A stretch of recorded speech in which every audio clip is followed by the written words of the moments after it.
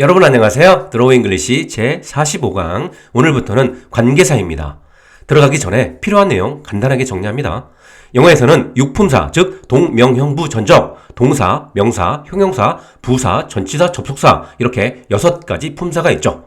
육품사를 어떤 문장 성분으로 쓸 수 있는지는 이 왼쪽 표이고 역으로 문장 성분으로 쓸 수 있는 품사는 이 오른쪽 표로 정리되죠. 영어에서 한 단어로 된 모든 영단어는 어찌되었건 이 육품사 중 하나에 속하고 있습니다. 물론 계속 말씀드리지만 영어는 워낙 재활용을 좋아하는 언어이기 때문에 완전히 똑같은 스펠인 하나의 단어를 가지고 2개 이상의 품사로 써먹는 경우가 전반적으로 무진장 많죠.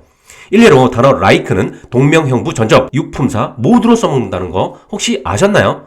못 믿으시겠으면 사전 찾아보시면 확인할 수 있을 겁니다. 참고로 품사와 문장 성분 내용은 18강부터 보시면 됩니다.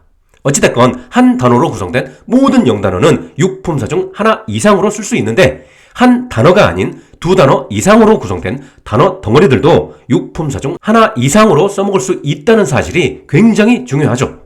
그 단어 덩어리들은 바로 to are 덩어리들하고 are ing 덩어리들이 있었고 이놈들은 육품사 중 명형부 즉 명사, 형용사, 부사 모두로 쓸 수 있었죠. 그건 이 표로 정리되었었고 관련 내용은 35강부터 시작합니다. 이러한 단어 덩어리를 가지고 명사, 형용사, 부사 자리, 다시 말해 문장 성분으로 주어, 목적어, 보어, 수식어 자리에 단어 덩어리들을 딱 집어넣어서 영어 문장을 만들어내는 것은 길고 복잡한 문장을 만들어 써먹을 수 있는 기초 중에 기초이고 이걸 할 줄 알아야지만 수많은 사람들이 좀처럼 벗어나지 못하고 있는 영어의 초보 단계를 넘어서 영어를 좀 할 줄 안다라는 말을 비로소 듣기 시작할 수 있는 겁니다. 지금부터 하려고 하는 관계사도 바로 단어 덩어리를 만들어내는 또 다른 문법적 도구 중에 하나입니다.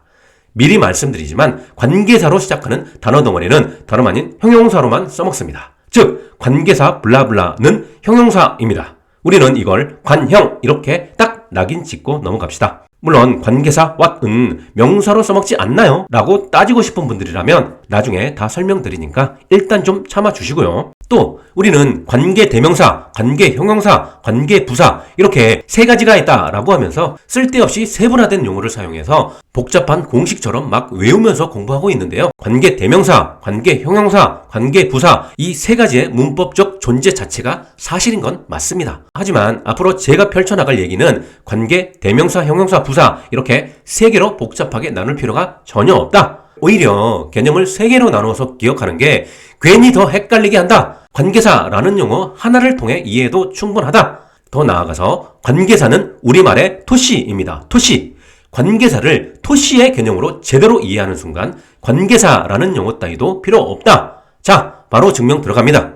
예문 보면서 이해해 봅시다. I know a girl. 나는 안다. 그녀를. 그 다음에 나오는 이 who가 바로 우리가 정체를 까발리려고 하는 관계사인데요. 자, 여기서 who를 빼고 is beautiful만 듣는다면 아름답다 인데요. 여러분, 아름답다 라는 말을 들으면 뭐가 궁금해지세요? 당연히 누가가 궁금하잖아요. 누가? 남자분들이라면 겁나게 귀가 솔깃해질 수밖에 없어요.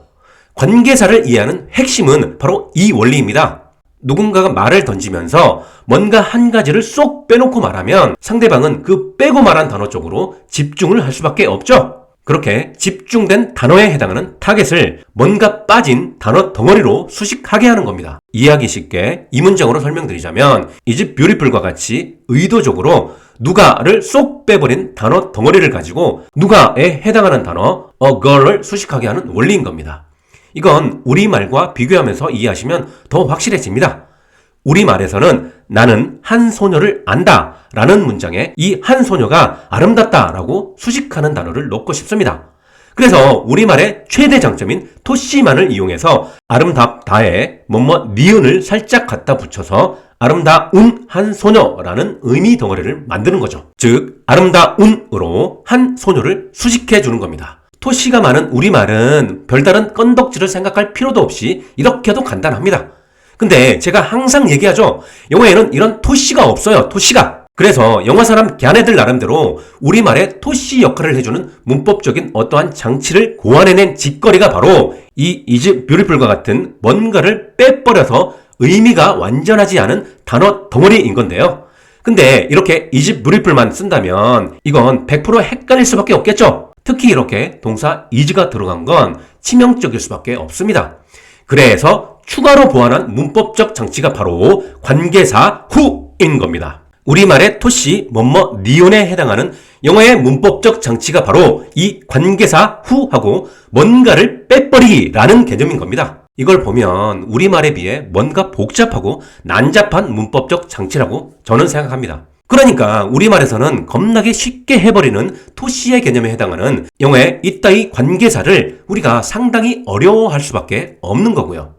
아무튼 영어 사람들은 이러한 방식으로 수식어, 즉 형용사 덩어리를 꾸역꾸역 만들어 써먹고 있었던 겁니다. 제가 서두에 말씀드렸죠. 관계사 블라블라는 형용사라고. 이러한 영어의 뭐 하나 빼버리고 형용사 덩어리 만들기 개념만 이해하면 관계 대명사, 형용사, 부사 관련된 난잡한 암기사항들 싹 다 필요 없어집니다. 자, 계속 생각해 봅시다. 근데 이 문장은 이 문장으로 써도 되는 문장이었죠? 맞죠? 근데 뭐 하려고 쓸데없이 길게 이 문장으로 쓰냐고요? 자, 여러분 그럼 문장의 의미를 살짝 바꿔서 이 문장 한번 만들어 보십시오. 나는 아름다웠던 한 소녀를 안다. 이렇게요. 아름다웠던 이라는 과거이니까 I know a beautiful girl. 이거 되나요? 안 되잖아요. 왜요? 그렇죠. 시제에는 동사에만 반영이 가능하니까요.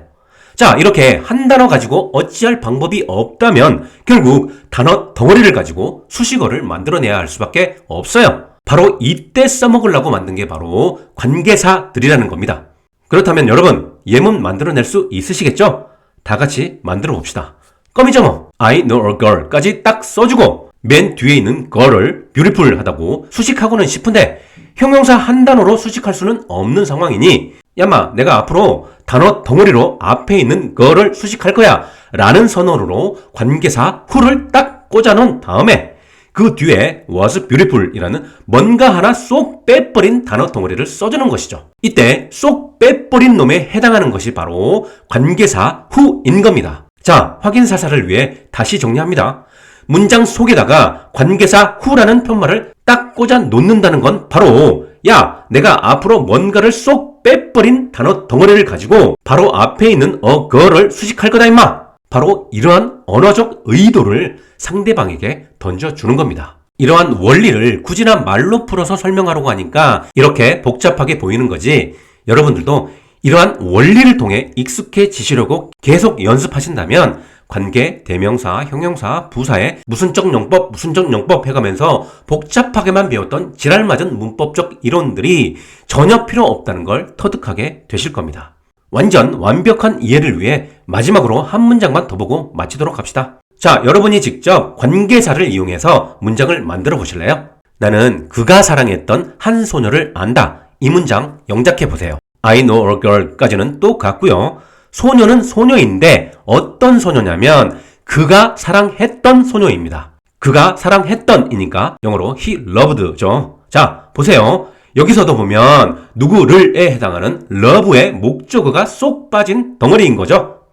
이렇게 뭔가 쏙 빠지면 그 빠진 게 졸라게 궁금해지겠죠. 이렇게 궁금해지는 원리를 이용하는 겁니다.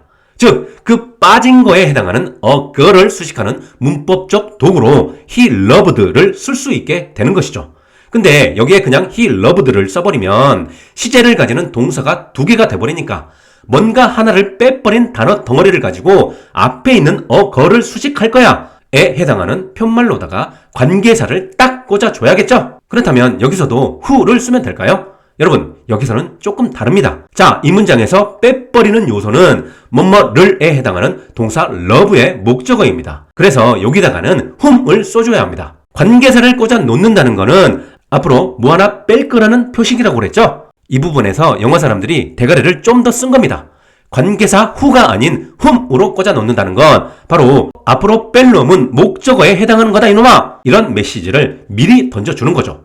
그렇게 함으로써 상대방으로 하여금 앞으로 나올 단어 덩어리에 목적어에 해당하는 놈이 빠질 거다라는 걸 미리 알게 해서 문장 전체의 이해를 훨씬 빠르고 수월하게 해주는 원리인 겁니다. 아까 이 문장에서는 관계사로 who를 꽂아놓고 주어를 빼고 쓰는 논리와 비교해서 이해하시기 바랍니다. 그래서 우리는 이 문장의 관계사 who를 주격 관계 대명사라고 또 이 문장의 관계사 whom을 목적격 관계대명사라고 배워왔는데요. 아싸라게 말하면 필요 없는 용어입니다. 또 참고로 지금에 이뤄서는 목적격 관계대명사 whom으로 굳이나 구별해서 쓰지 않고 그냥 글자 수가 한자 적은 주격 who를 쓰는 것도 널리 허용이 되고 있다는 것도 참고로 알아두시기 바랍니다. 빼고 말할 게 목적어 부분이다 라는 걸 명확하게 명시할 필요가 없는 경우라면 한 글자 적은 who를 그냥 쓰는 거죠. 그리해도 나중에 뺀 부분이 목적어라는 걸 딱 인식하는 것으로도 문장 전체의 의미를 명확히 이해할 수 있기 때문에 그냥 who를 써도 무방한 원리인 겁니다. 자, 오늘 시간 정리합니다. 여러분, 관계사 블라블라 덩어리는 형용사로 사용합니다. 관계사를 꽂아 놓는다는 거는 그에 해당하는 뭔가를 빼버리고 그 덩어리 형용사를 가지고 바로 앞에 있는 명사를 수식해주는 용도로 써먹는 게 바로 관계사라는 겁니다. 오늘 시간에는 빼버리는 것이 명사에 해당하기 때문에 그 명사를 대신하는 관계대명사를 배운 겁니다. 그 관계대명사 중에 who와 whom을 이번 시간 예문을 통해 소개해드린 거고요. 관계대명사에는 who, whom 말고도 which, that, what도 있습니다.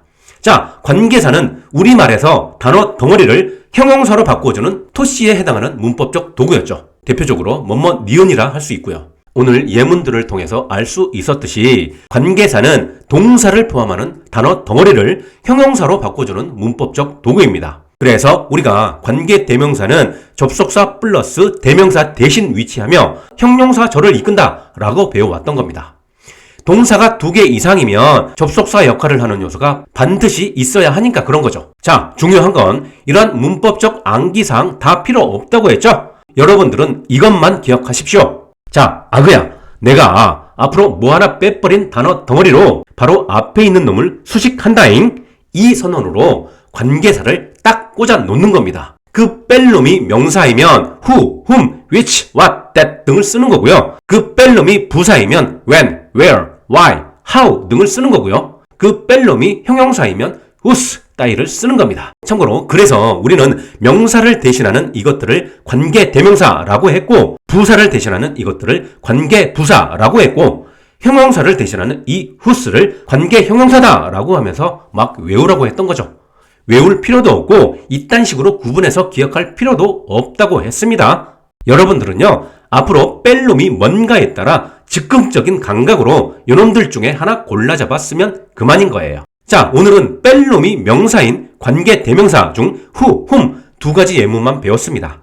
다음 시간에는 관계대명사 which, what, that에 대해서 더 알아보고요. 그 다음으로 관계부사, 관계형용사 등에 대해서 차례차례 알아보도록 합시다. 오늘 배운 논리만 확실히 이해하셨다면요, 나머지 관계사에 대한 이해는 그냥 보고 고개만 끄덕끄덕하면서 쉽고 재미있고 뿌듯한 시간을 만끽할 수 있을 겁니다. 자, 오늘도 부족한 설명 들어주시느라 고생 많으셨고요. 다음 시간에 또 뵙도록 하겠습니다. 구독, 좋아요, 알림 설정 지금 바로 부탁드립니다. 여러분, 감사합니다.